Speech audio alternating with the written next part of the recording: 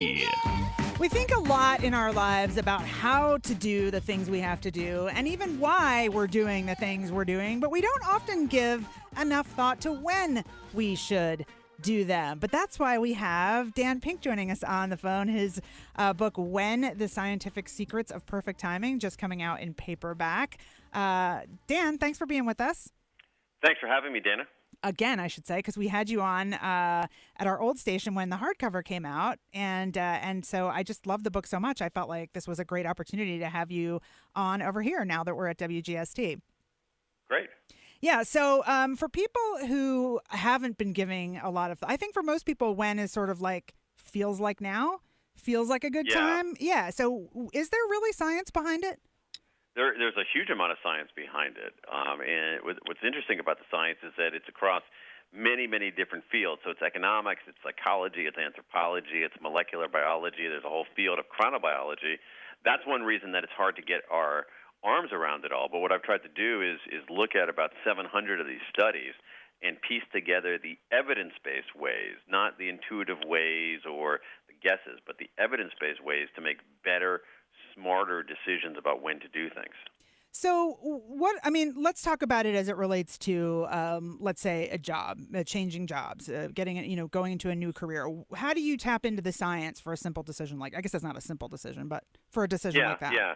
There's actually a little bit of evidence on this, and it's there's no foolproof way to do it. But what the evidence tells us on job change is that people are most likely to change jobs on their 1-year anniversary of the job. The second most likely time to change a job, the 2nd-year anniversary. Third most likely, 3rd-year anniversary. Interesting.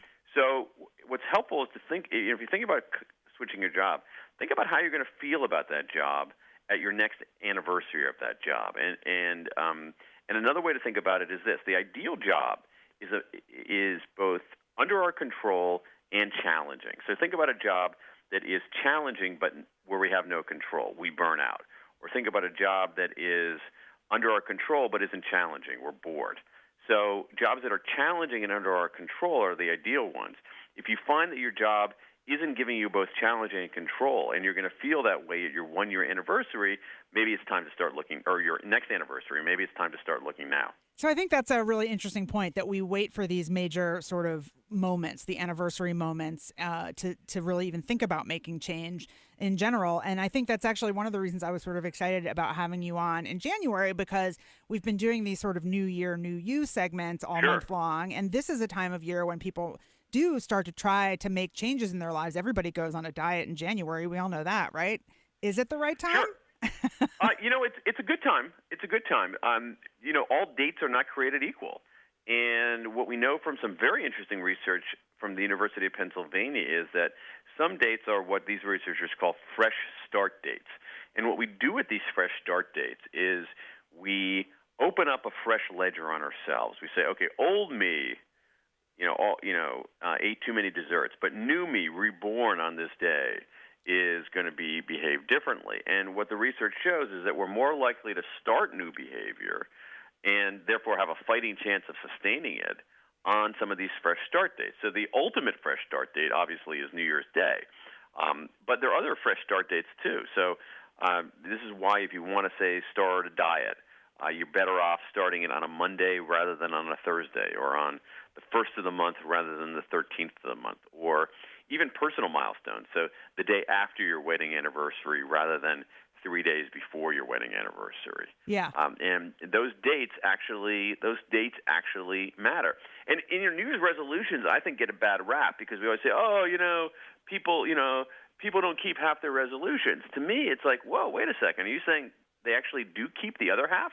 Right. That's pretty impressive, given how hard it is to change our behavior. Yeah, absolutely. Dan Pink on the phone right now with us. He is the author of When: The Scientific Secrets of Perfect Timing, and we're talking through some whens right now. The book, you have some funny stuff in there. Well, I guess it's not funny, but fun. I'll call it fun. Some fun stuff. I mean, my favorite thing is the nappuccino. Oh, sure. Can you talk about that? Of course. Again, based on the research, we know there's a surprising amount of research about napping. And what the research shows is that naps are generally pretty good for us. They can restore our mental acuity. They can restore some of our physical energy, boost our mood a little bit. But the ideal nap is extremely short. The ideal nap is between 10 and 20 minutes long. After that, if we nap longer than that, we tend to develop what's called sleep inertia, which is that groggy, boggy feeling you get if you sleep a little bit too long. So a 10 to 20-minute nap is a very, very effective way to get back our mental edge. But there's a super-duper version of that short nap, which goes like this. And I actually do this maybe 2 or 3 times a month.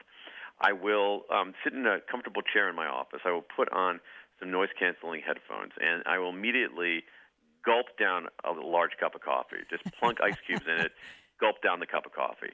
Then I'll set my timer on my phone for 25 minutes, and I'll close my eyes. Now, I can usually fall asleep in about 10 minutes or so. So my timer goes off after 25 minutes, which means that I've gotten, let's say, a 15-minute nap. So that's right in that 10 to 20-minute sweet spot. But remember that cup of coffee that I guzzled before closing my eyes? It takes about 25 minutes for caffeine to enter our bloodstream. So at the moment that I'm waking up, I've got this refreshing nap, I get a double whammy with the caffeine hitting my bloodstream. And this is a technique, as you say, Dana, known as a nappuccino. It is the scientifically most effective nap that we can take. I love it. And I tried it after the hardcover came out and I read it. And it does work. It totally works. It's amazing, actually. It's actually really effective. And I was someone myself, like, I hated naps. I mean, I would take them every once in a while, but I always, felt bad afterwards.